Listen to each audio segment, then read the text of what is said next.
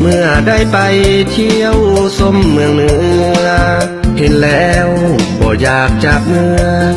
งามเอาเหลือเพชรแคว้นแดนลาวต้นแตกสวยงามล้อตามหอมมวยภูเขางามแท้เสียงขวางบ้านเฮาเป็นเมืองเก่าบูหานนานมาให้เล่าขุนเชืองคนทางเมืองชื่นชมกล่าวขานให้หินวัตถุบูหานยายตามสถานท้องเที่ยวงามตาบุญมังมรดกสาวโลกหลั่งไหลกันมาเห็นแล้วเป็นวา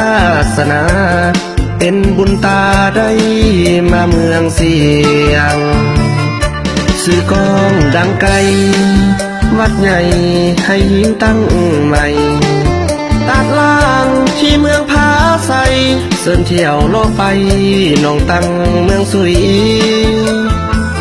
ดินแดนประวัติศาสตร์ญาติเอาได้ใส่สนามมาคุยเมืองแปดเมืองคูนเมืองสุยสุดสวยงามตาพงหญ้าเขียวอ่อนเมื่อคำน้ำฮอนบ่อนที่เฮาเคยไปเที่ยวสมทำปิวเคยไปกราบก้มกินทานอุดมห้วยน้ำลำคลองเสียงขวางบ้านเฮาขอให้เจ้ามีสุขสมปองชาวเมืองทุกคนพี่น้องมีเงินมีทองพองความหั่งมี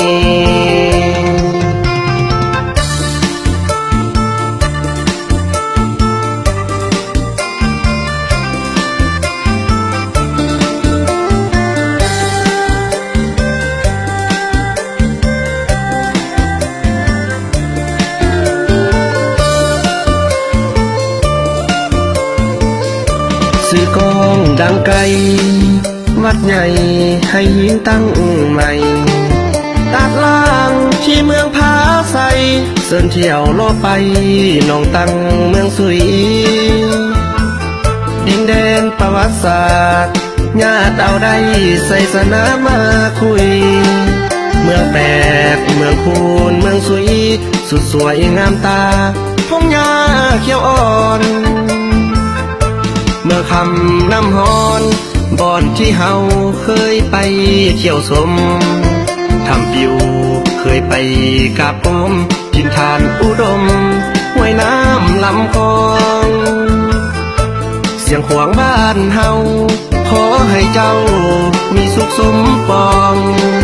ชาวเมืองทุกคนพี่น้องมีเงินมีทองพองความหั่งมี